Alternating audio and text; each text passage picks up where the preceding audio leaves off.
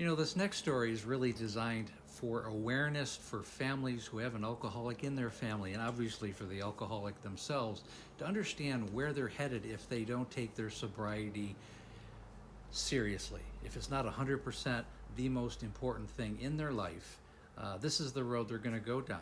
And unfortunately, I have firsthand knowledge of this, and Amanda, my wife, who passed away 4.5 years ago, isn't the only one that I've had to go through this, but obviously the closest one. And unfortunately, if you have a family member and they're gaslighting and they're in denial and there's nothing else you can do, really all you can do is let them, get to their rock bottom, and then maybe they'll reach out if they do find their rock bottom. Or forcing the issue through intervention is never the best way, and sometimes the backlash doesn't equal the effort. But the story goes like this with Amanda, and it actually happened about a week after she passed away. So here we go. So Amanda had been gone for, I think, about 2 weeks, to come to think of it. And it was very strange because I got a knock on the door like I had so many times. And it was 7 o'clock in the morning on a Saturday. I don't know why the police always decide to come then. I guess they realize people are going to be home. And again, I had my bathrobe on. I had told an earlier story today, and I answered the door, and I was like, why are there two police at my door? And they had warrants for Amanda. And I was like, well, I was just like, what are you talking about? I was very confused. Obviously, they had no knowledge of what had happened. And I said she had passed away a couple weeks ago. And initially, they didn't believe me. They say, well, we need to come in and look for her. We've heard this story before. And I said, well, I don't have the death certificate yet. She just died, because they had asked me for that.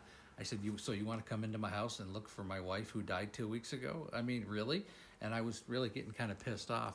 And I think they realized that I was pretty credible standing in my own doorway. I mean, why would I be lying about that? It's not like I was a kid. And they backed off, and they said, well, okay, why don't you do this?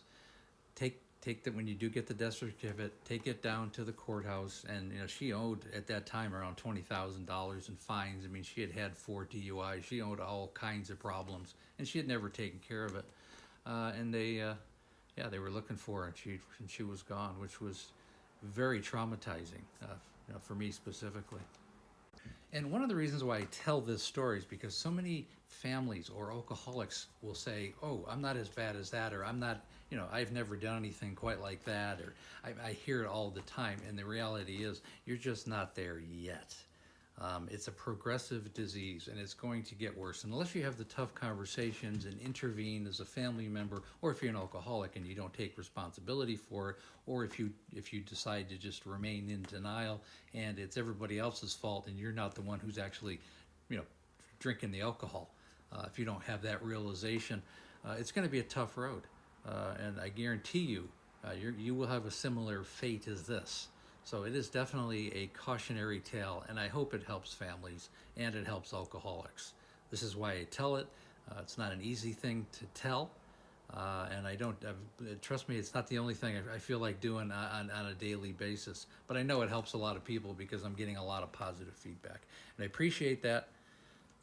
And again, I can't emphasize enough that alcoholism, alcohol use disorder is a family disease, and it takes the family to solve the problem.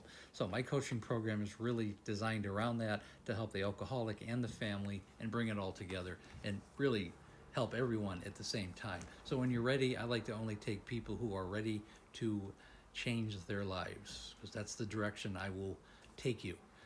Link is in the bio, the calendar link, Linktree. Set up a Zoom call. We'll go over your situation, and we'll go over the coaching program and see if it's a good fit. And again, please like, share, and comment. And again, we have a Facebook group called Amanda, A Cautionary Tale of Alcoholism, which has become a very good support group. And again, thanks for listening.